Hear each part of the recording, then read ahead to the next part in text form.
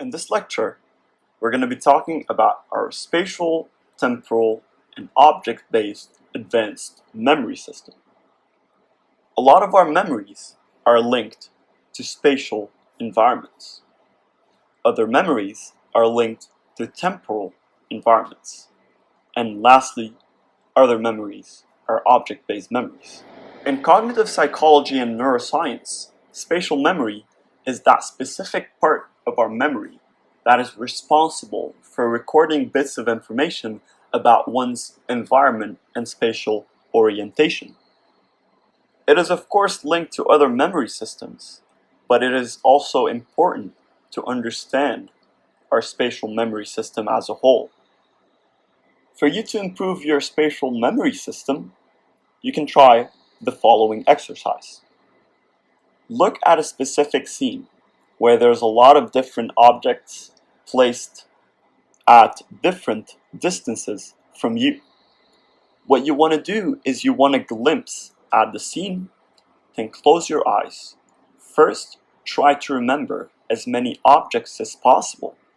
And second, try to remember the spatial location of these specific objects. Which one is the closest to you? Which one is a bit further? Which one is in between? Which one is further, a lot further? Which one is the furthest? And keep repeating this process to improve your spatial memory system. It is a very simple exercise that you can do at any point. You can be on the bus and you can look to your left and see a bunch of people, glimpse at their faces, then close your eyes and try to remember their face and at the same time their spatial orientation in the specific scenery. Now when we talk about temporal memory, we are talking about this memory that is based on the fact that each neuron not only gets and acquires the information, but it also gets this contextual information from neurons at the same level, linking them to specific temporal instances. And of course, there is an exercise you can try to improve your temporal memory. Go on YouTube or on Spotify and pick a random song that you don't know. Listen to 10 seconds of this song and the different sounds that are involved in this specific song. After listening to 10 seconds, try to pause it and recite the different sounds, the lyrics, the music that you heard in a temporal-based chronological order.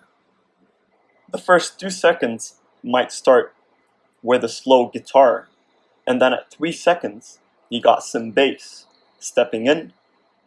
At 5 seconds, you get the artist to start singing. And at 9 seconds, there's a stop. So what you need to do is listen to these 10 seconds, stop the song, and try to recite it in order in your head. Once you become better at it, you can go further. You can go 20 seconds, then you can go 30 seconds, and keep moving until you improve your temporal memory. And lastly, our visual working memory would store a lot of different objects in our environment as representation that can be assessed by a certain level of control when it comes to processing those external objects. We already talked about our visual memory, but here we're talking about a specific visual object-based memory system.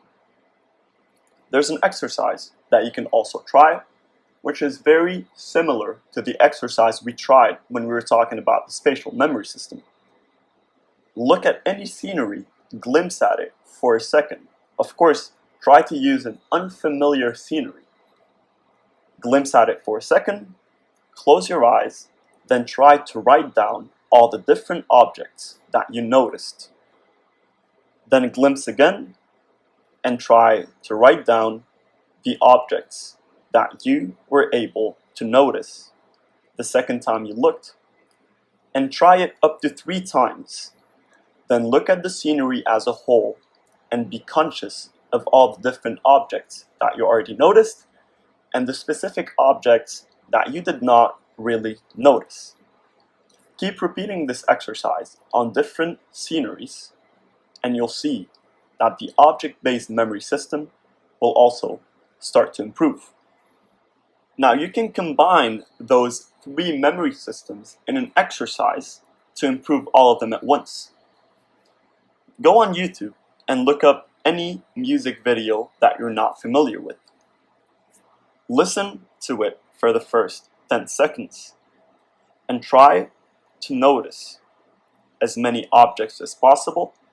For your object-based memory, try to notice the spatial interaction of these objects and focus on the temporal memory system as well.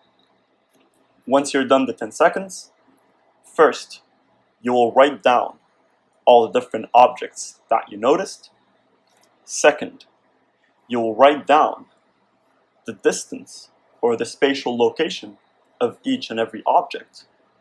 And lastly, you will record and try to recall when exactly did each and every object appear. I'm not saying you need to be as specific as a split second, but be aware that you saw a certain object at the beginning of the video, and you saw the person singing the song after you saw this specific object.